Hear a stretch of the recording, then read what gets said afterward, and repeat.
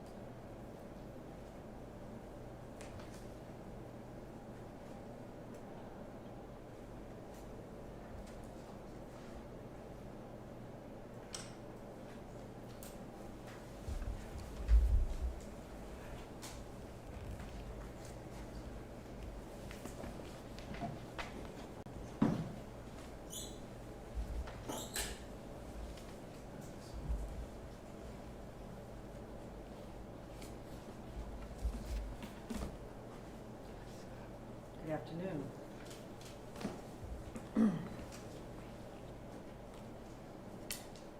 Thank you for joining me today. And to all members of the media who are present, please make sure that our ASL interpreter is visible in your shots for the duration of this press conference. I want to begin my remarks by thanking the members of the Independent Commission for their dedicated, deliberate, thorough, and transparent work over these past many months.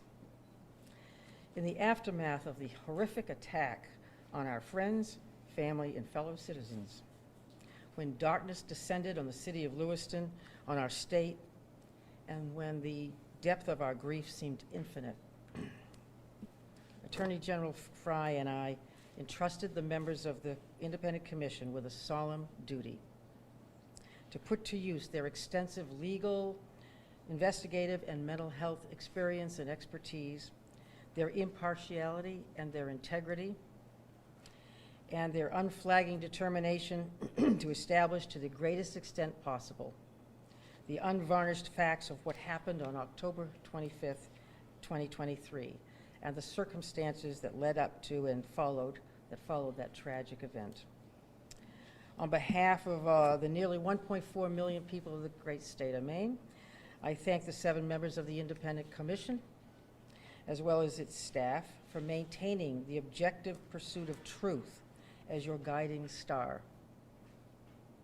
I also thank them for treating the many people who came before the Commission under difficult circumstances, most notably the victims, treating them with compassion and respect that they deserved. And I thank those who spoke before the Commission, especially the survivors and family members of victims, who summoned remarkable strength and amid unspeakable grief to share crucial information. Thank you as well. The Independent Commission, after spending hundreds of hours of their time without compensation to listen to voluntary and compelled testimony, to review thousands of documents and meticulously uncover and assemble the available facts, they have fulfilled the duty we entrusted to them. Over these past several weeks, I've closely reviewed the findings of the Independent Commission, their final report, using the days since its release to carefully read and reread the conclusions contained in its 215 pages. In reading the report, I brought to bear my nearly 50 years of experience as well, including that as a private attorney for 16 years, as a former assistant attorney general who prosecuted major crimes, as the district attorney for Franklin, Oxford, and Androscoggin counties, including, of course, the city of Lewiston, as the attorney general of the state of Maine, and now as governor. So I stand before you today to say that I have full faith and confidence in the facts as determined by the Commission, and I agree with the conclusions that the Commission has reached. This report, though, was disturbing and painful to read. In the months preceding the shooting, the family of the perpetrator repeatedly raised concerns about his declining mental health to multiple authorities. Despite those warnings, those authorities, chiefly the Saginaw County Sheriff's Office and the U.S. Army Reserve, missed many opportunities to intervene, to reduce the risk that the perpetrator posed to the people of Maine, and very possibly to have changed the course of events. On a number of occasions, the Saginaw Sheriff's Office and members of the U.S. Army Reserves disregarded the facts, failed to follow established procedures, and demonstrated a callous neglect that contributed to the tragedy of October 25th. I do not say this lightly, because I know every day in communities across Maine, dedicated law enforcement officers patrol our roads, safeguard our cities and towns and our natural resources, always ready for that one urgent call to protect life and security of our citizens and to uphold the law. But in this case, we have to acknowledge that the Saginaw County Sheriff's Office Sergeant Schofield in particular could have and should have done more. I have read the independent review that the Saginaw County Sheriff's Office paid for last November. That review concluded that the responding officers followed the law and their training with the information that was available at the time, and that they acted reasonably. But in light of the Independent Commission's authoritative report, I do not find that analysis persuasive.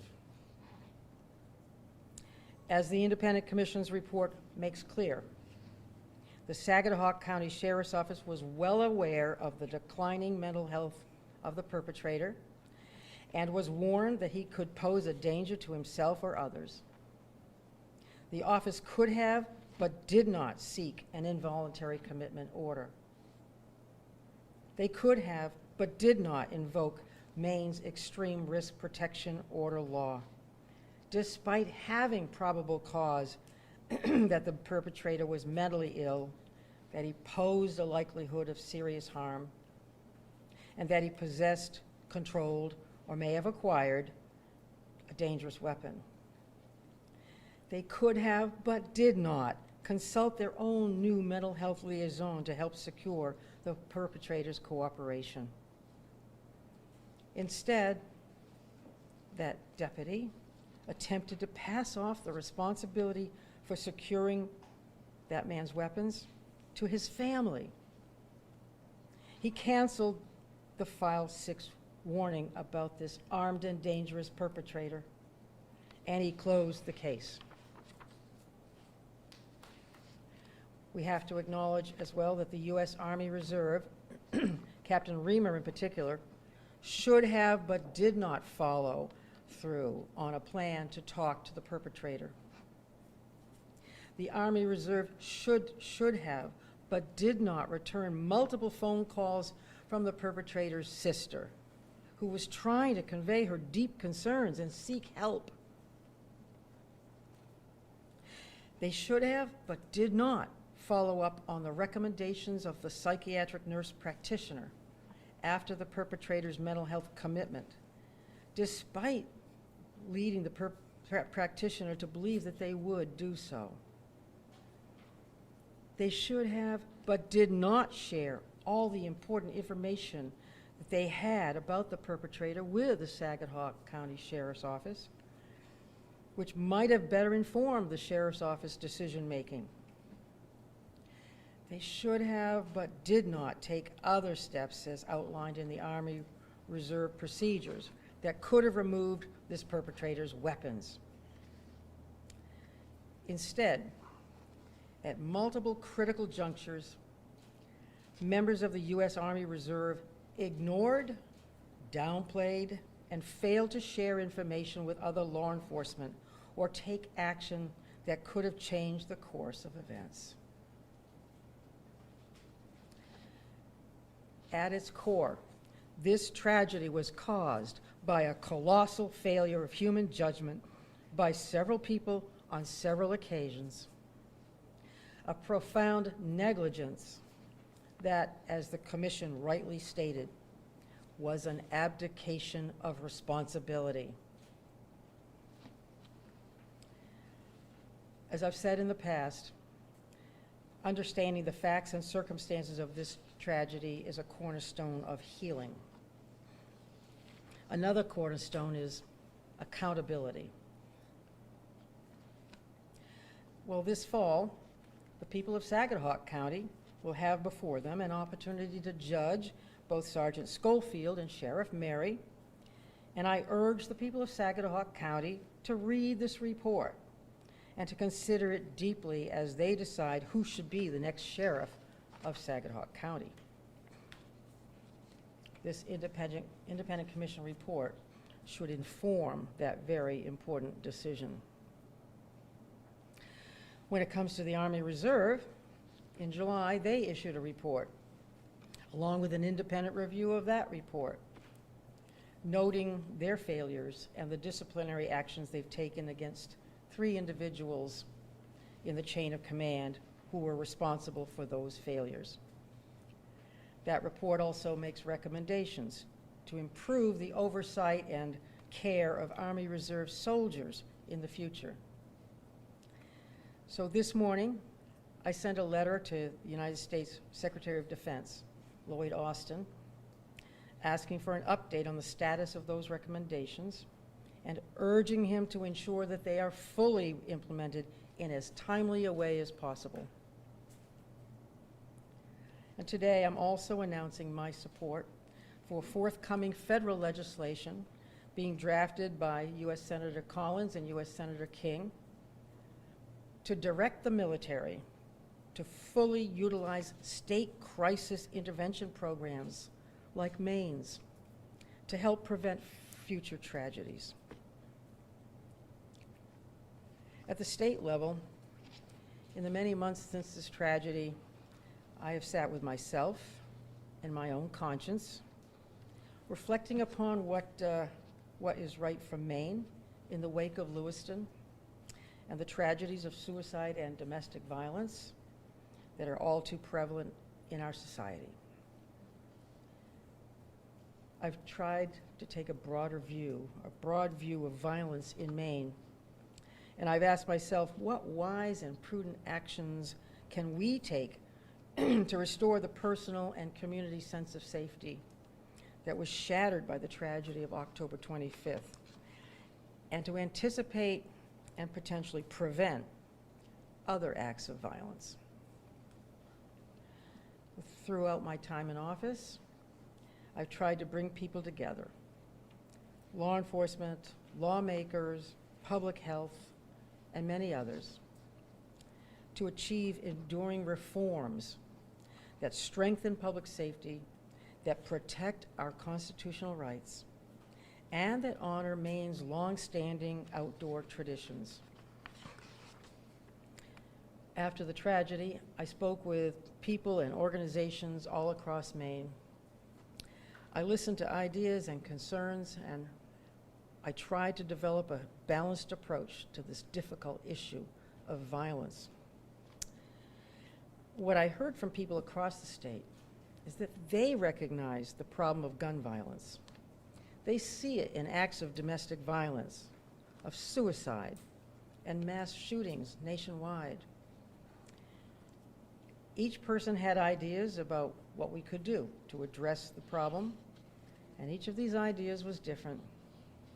But what was not different, what was largely agreed upon, was an overarching belief that violence prevention is important, that we must strengthen our mental health system, and that dangerous people should not have access to firearms. So we strengthened Maine's Extreme Risk Protection Order law, and we introduced legislation that enhanced the public safety and that strengthened Maine's mental health system.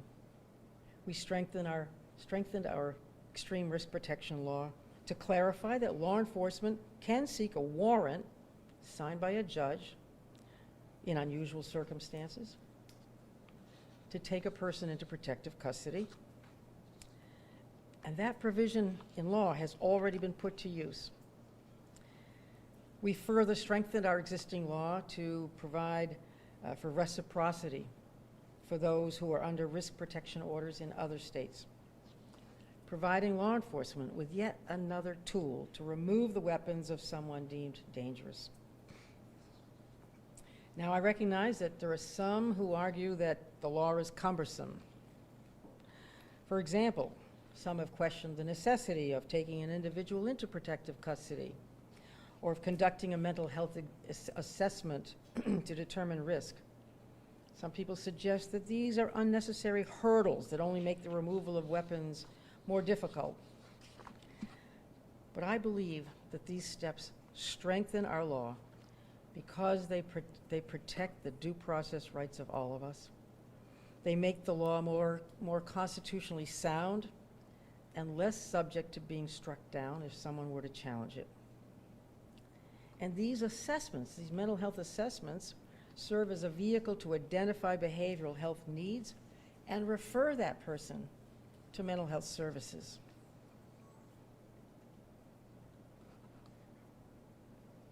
It's clear that following last year's tragedy, more and more law enforcement officers across the state are taking our extreme risk protection law seriously.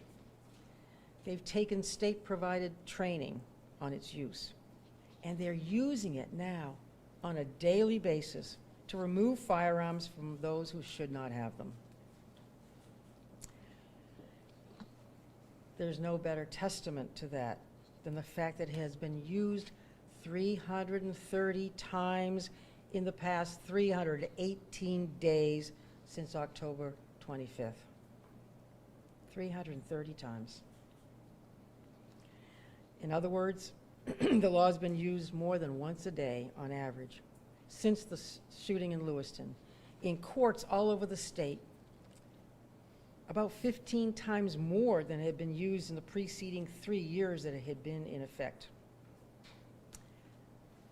Maine's extreme risk protection order law works. In addition to strengthening the extreme risk protection order law, we also extended the National Instant Criminal Background Check System, or NICS, to advertised private sales of firearms. And we provided incentives for background checks in those cases and situations where people are selling to someone they don't know, private sales. And we're establishing an Office of Violence Prevention at the Maine Center for Disease Control and Prevention to coordinate and promote efforts to reduce violence. We're creating more crisis receiving centers, including in Lewiston, that build on the success of the one we created in Portland, allowing any person experiencing a mental health crisis or substance abuse crisis to get immediate, appropriate, and no-cost care. We're strengthening mobile crisis teams that will be dispatched to a person in crisis through 988, Maine's 24/7 hotline, crisis lifeline. All those things we've done in recent months. You know, I recognize that on the one hand, these actions are too little to those who believe that more is needed. And on the other hand, they're too much to those who believe that the opposite, that more is needed and less is needed. But violence is not a simple problem, nor is the remedy a single, simple measure. And these actions represent progress. They do not trample on anybody's rights. They are practical, common sense measures that are not extreme or unusual. They are not a cookie-cutter version of some other state's laws. They are Maine-made, and they are true to our culture and our long-standing traditions while meeting today's needs. I also want to take a moment today to acknowledge all of the first responders and emergency personnel who played a role in responding to this tragedy. Whether you were a dispatcher, a police officer, fire or EMS personnel, hospital staff, victim advocate, ASL interpreter, or other personnel, I'm very deeply grateful for your efforts. That night, all of you were confronted with an emergency like the likes of which you've never faced before, with 2 active shooting sites and dozens of people killed and injured, numerous reports of other active shooting sites, and a simultaneous statewide manhunt, following up on thousands of leads and tips. All of you, along with the Maine State Police, met this challenge with courage and compassion, providing emergency medical support to survivors, gathering and preserving evidence for possible prosecution, locating the body of the perpetrator, protecting and informing the public, and coordinating hundreds of officers, more than a dozen tactical teams, and several federal agencies all at the same time. So on behalf of all Maine people, I thank our state police officers, especially Commissioner Sawchuk, Colonel Ross, as well as Chief St. Pierre of Lewiston and Chief McGee of Lisbon, and all of the first responders who came out that night. They answered the call of duty. While we wish that the perpetrator had been located sooner, I think the Commission is correct to recognize that the collective work of law enforcement personnel prevented further loss of life, both among police personnel and the people of Maine, the general public. In addition to the leadership of the Maine State Police coordinating all of these officers, I want to commend the Maine State Police transparency throughout the commission process. They made thousands of pages of documents available to the commission and to the public. They fully cooperated with the commission.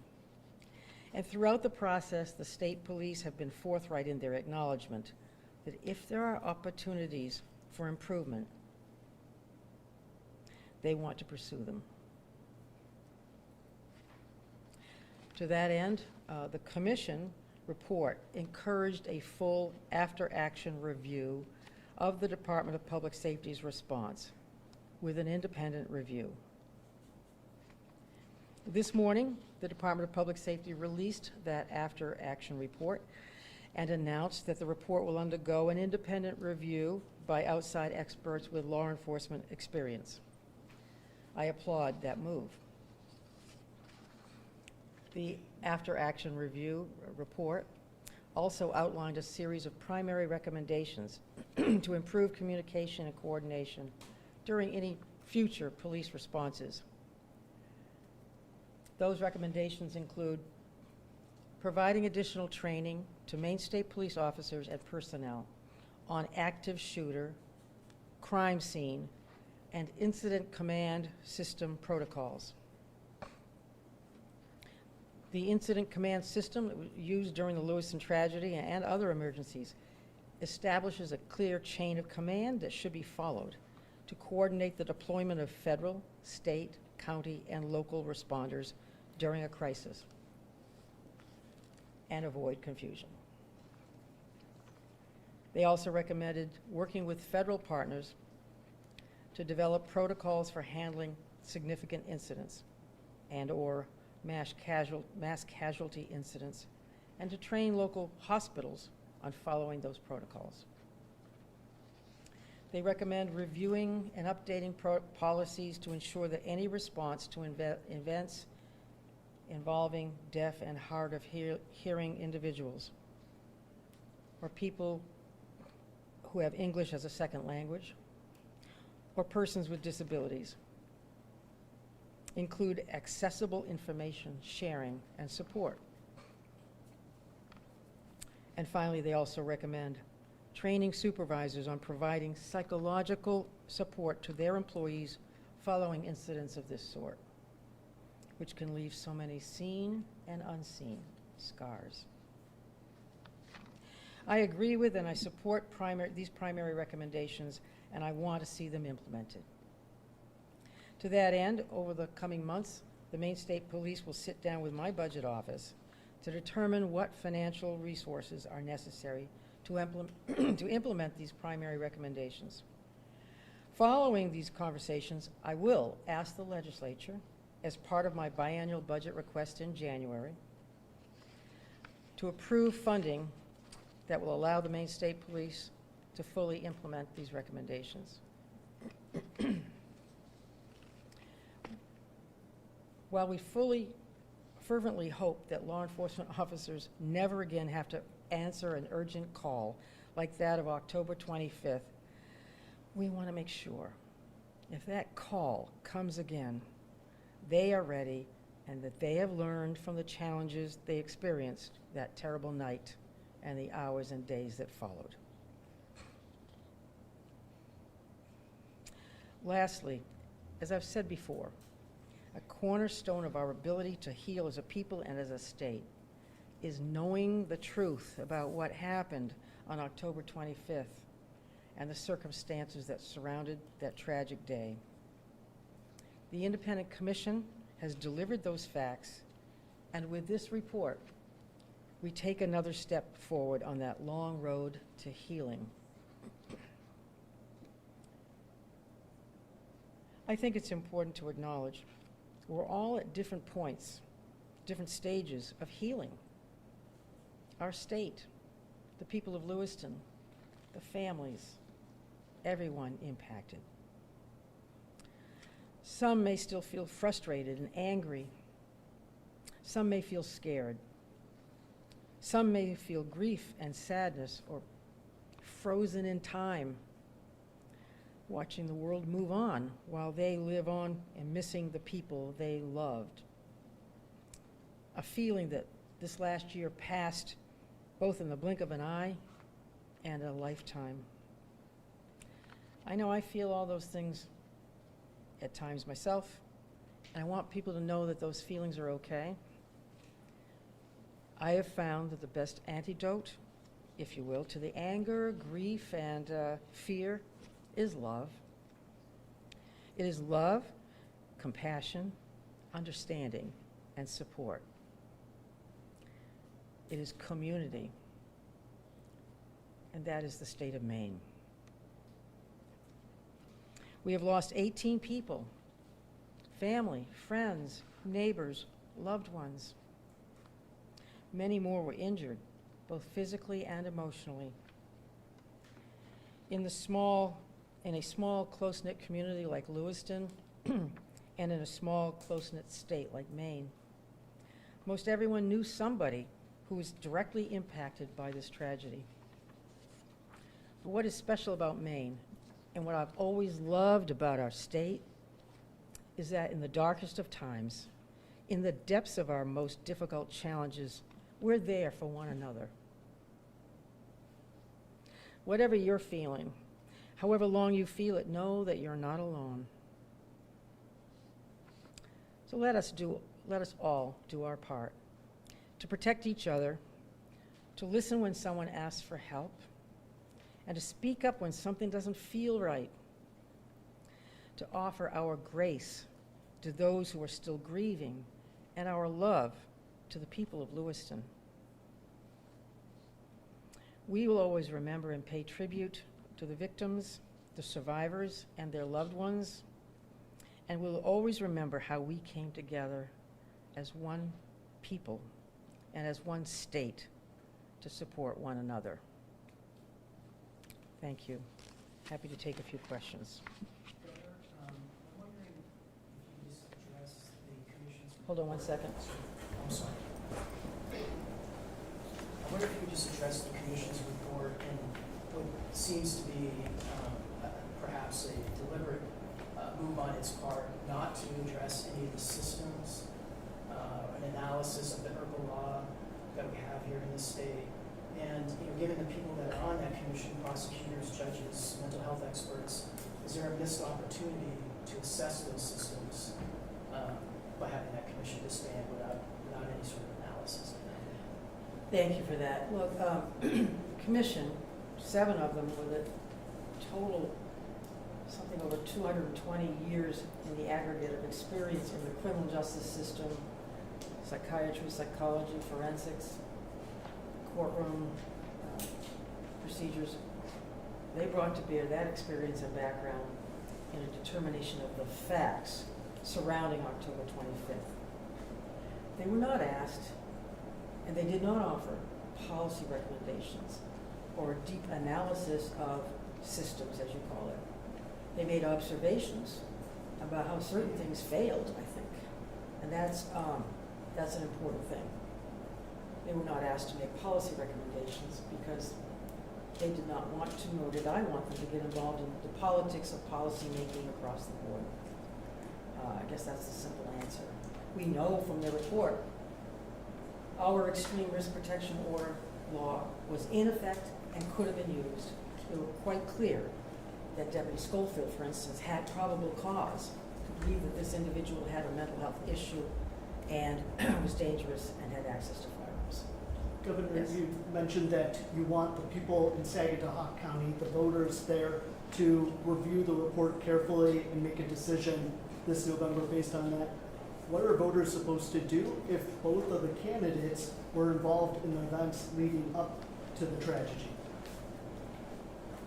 I'm not a voter of Saginaw County, but I think that the facts contained in this report could lead to judgments about the actions or inactions of certain deputies, including Deputy Schofield, for instance. And the sheriff, Sheriff Marion? The sheriff isn't mentioned in the report, it's his department. They have to make a decision about who the chief law enforcement officer of that county should be. Yes, I'm sorry, you had your hand. Yes, sorry. Is the commission's work completely finished, or will they be involved in any other work moving forward? The commission has finished its mission, its mandate, according to the executive order. They spent 9 months, something like 16 public hearings, and digesting thousands of pages of documents, talking to so many witnesses, and they've submitted their report. The work that they were assigned to do is complete. The Commission's report gives a pretty thorough analysis of steps taken and not taken by both the Sheriff's Office and the Army Reserve. It gives much less information about the shooter's medical care in the hospital in New York and any follow-up care that did or didn't happen after that point. Are you worried that when that part of the story is not fleshed out, we're potentially missing problems, holes in the system, or mistakes individuals made that could have had an impact here? Thanks. I think take this commission report in tandem with the Army's report and the OIG report on the Army's report, and the discussions and legislation being drafted by our 2 U.S. senators, that you see an emphasis on more information sharing between the military and local law enforcement, and using recommendations for the Army and military to use any available resources at the state level, including an extreme risk protection order, SAFE Act in New York, and the red flag law that was in New York, in effect in New York. So I think those recommendations in tandem address that. Maine obviously has a yellow flag law that's been discussed quite a bit since the shooting. Would you support a red flag law as proposed or supported by Speaker Richard Talabras? That bill did not get a hearing. What we did do is we took a number of significant steps, made a number of significant changes, and I think we made a lot of progress in protecting the public safety and protecting people's constitutional rights. There are a variety of versions of so-called red flag laws across the country, but I think that right now, these laws, most of which just took effect, most of which just took effect a couple of weeks ago, need to be fully implemented, and that's my goal, and that's my priority right now. Are there more bills that you'd like to see in your final 2 years in office in terms of trying to prevent another case like this beyond the main state police recommendations that you brought up? Beyond those, well, I want to make sure that our mental health system is robustly funded and that the recommendations we already have are implemented.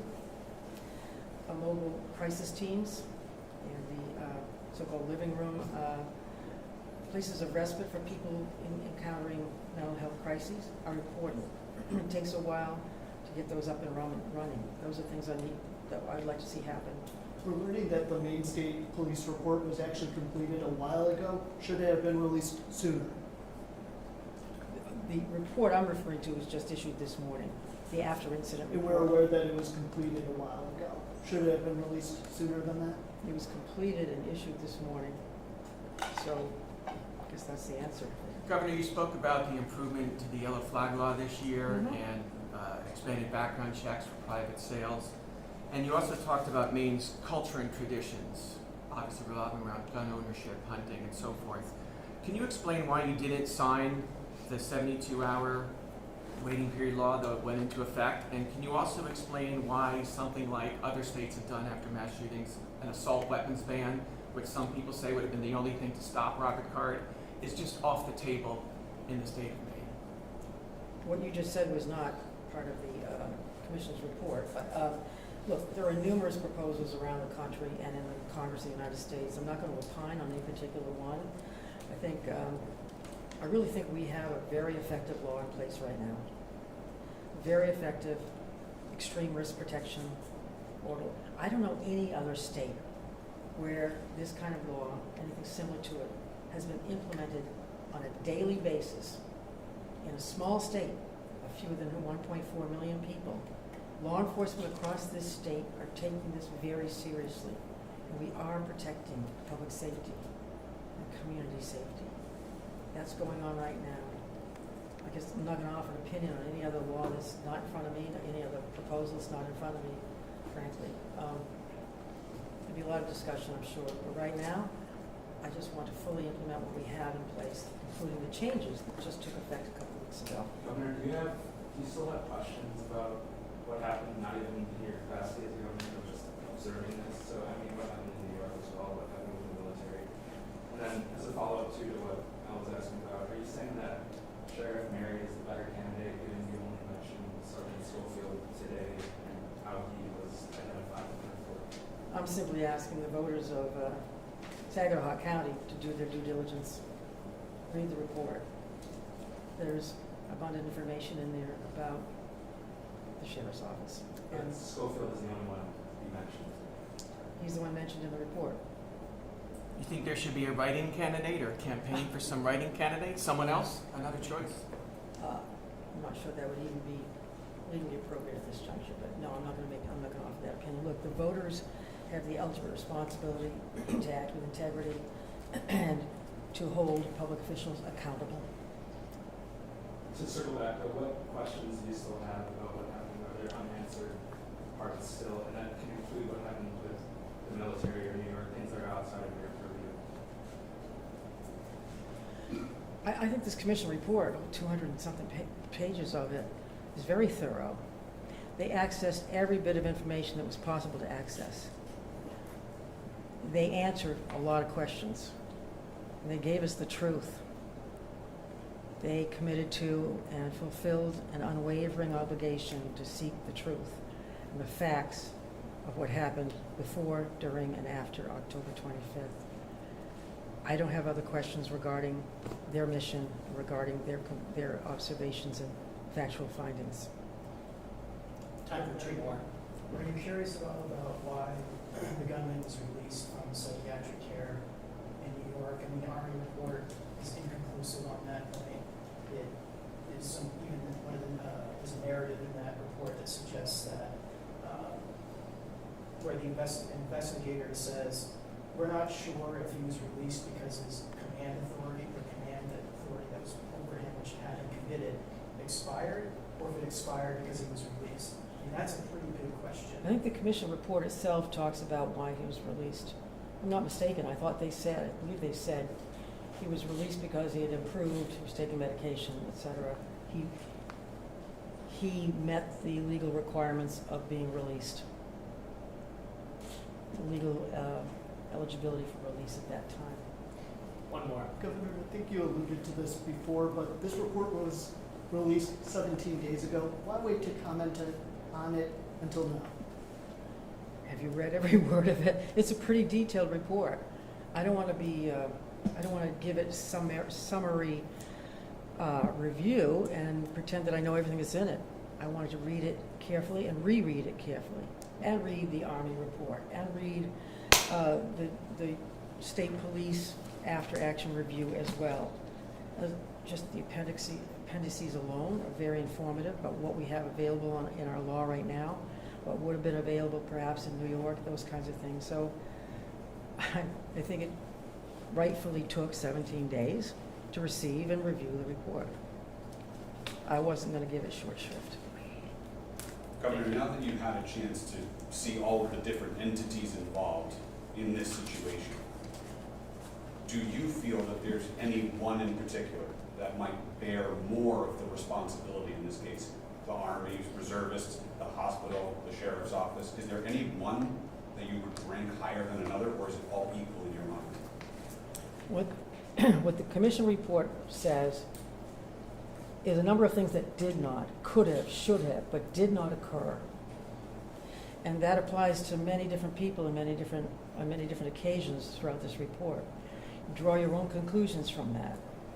But was there one particular thing that could have prevented this? I can't say.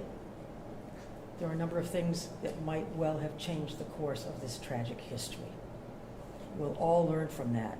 Hopefully, all those who were involved, all those mentioned in the report, will learn from that. Thank you all. Thank you. Thank you.